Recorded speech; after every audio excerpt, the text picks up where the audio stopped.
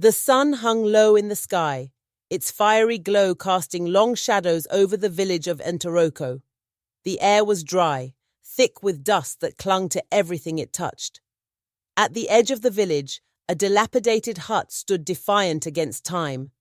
Inside, Maita stirred from a restless sleep.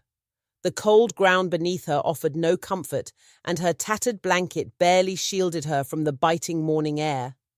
Maita, a woman in her early 40s, had deep, ebony skin, her high cheekbones hollow from years of hardship. Her hair was tied in a simple, loose bun, and her eyes, though weary, held a flicker of determination. She slipped into her faded beige dress, its edges frayed, and stepped out into the unforgiving day. As Maita carried a heavy water jug from the village well, her steps faltered under the weight. Villagers passed by, their gazes a mix of pity and disdain. A group of women gathered under the shade of a baobab tree, their laughter tinged with cruelty. "She's cursed," one whispered. "Even her shadow seems unlucky," another added with a chuckle. Maita kept her head down, her heart heavy with their words. She walked past them, clutching her jug tightly, each step an act of defiance. By the river, Maita knelt, scrubbing clothes with a determination that belied her weariness. The water shimmered under the afternoon sun, a rare beauty in her otherwise bleak world. Suddenly, a voice called out. "Maita," it said, smooth and melodious. Startled, she looked up to see a woman standing on the opposite bank. The stranger's skin was as radiant as obsidian, her hair cascading in silver-streaked waves over her shoulders. She wore a flowing crimson gown, adorned with gold embroidery, and her eyes seemed to pierce straight into Maita's soul. "My name is Kiona," the woman said with a smile that didn't quite reach her eyes. Kiona's voice was hypnotic as she explained her offer. "Collect what others discard, and your life will change forever," she said, her tone dripping with promise. Maita, though skeptical, was too desperate to refuse. With trembling hands, she accepted the bag of coins Kiona offered. The stranger's touch sent a chill through her, but the weight of the coins in her palm was a stark reminder of her hunger and hopelessness.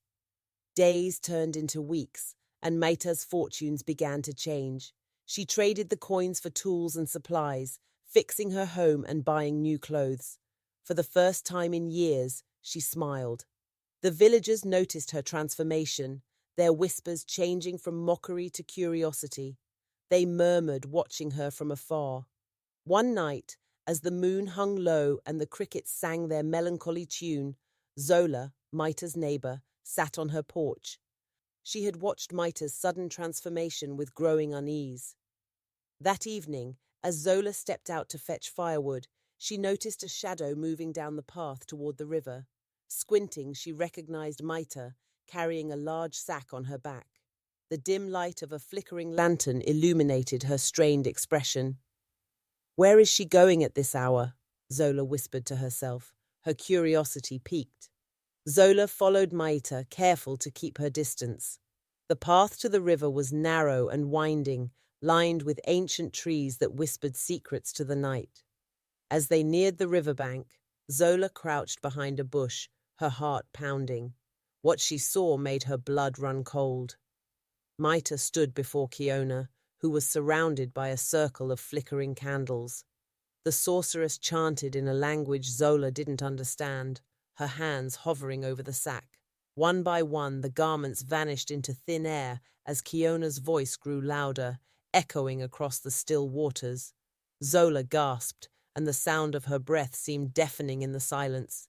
She turned and fled, her mind racing with the weight of what she had witnessed. The next morning, Zola stormed into the village square, her voice trembling with urgency. "Maita has made a pact with a witch," she cried. The villagers gathered, their faces a mix of disbelief and fear. Maita was summoned, and the elders, seated under the great baobab tree, demanded the truth. Tears streaming down her face, Maita confessed. "Kiona saved me from despair, but at a terrible cost. She uses the garments to steal your fortunes, your health, your very essence. I had no choice. I was bound to her will." The crowd murmured, their anger growing. The chief elder raised his hand, silencing them. We must act swiftly to save our village. The chief priest prepared for the cleansing ritual. Wearing a red and white ceremonial robe, he drew a protective circle in the dirt, chanting prayers to the ancestors. The villagers, armed with courage and guided by the priest's blessings, marched to the river. They carried torches and drums, their determination reverberating in the air. The ancient baobab tree by the river loomed ahead, its twisted branches clawing at the sky. Beneath it lay Kiona's lair, hidden in plain sight. The villagers arrived at the riverbank, their chants challenging Kiona's dark magic. The sorceress appeared, her face contorted with rage. Her voice boomed as she summoned a storm, the wind howling and the river churning violently. But the chief priest stood firm. "Your reign ends here, Kiona," he declared, raising his staff. The villagers joined in, their voices rising in unison. The priest's chants grew louder, and the candles surrounding Kiona flickered and died. The storm subsided, and Kiona let out a piercing scream as her power was stripped away. With a final guttural scream, Kiona disappeared into the night, her power shattered. The villagers cheered, their unity stronger than ever. Maita, though scarred, knelt before the elders seeking forgiveness. The chief elder placed a hand on her shoulder. "You were a victim, but you chose to reveal the truth. That courage has saved us all." From that day, the village began to heal, its people united by the ordeal. Maita found her place among them, her once barren life now filled with hope. Weeks turned into months, and the village of Ntoroko blossomed with new life. The river, once a source of dread, now sparkled with renewed vitality. Maita dedicated herself to helping the community, repairing homes, and sharing her newfound wisdom. One day, as Maita sat weaving a colorful mat under the shade of the baobab tree, Zola approached her. The two women, once wary of each other, had formed a bond through their shared trials. "You've changed, Maita," Zola said, handing her a bundle of freshly harvested cassava. Maita smiled. "The trials I faced showed me the power of resilience and truth. I owe this second chance to the village." The chief elder, observing from a distance, declared a festival to honor the community's unity and strength.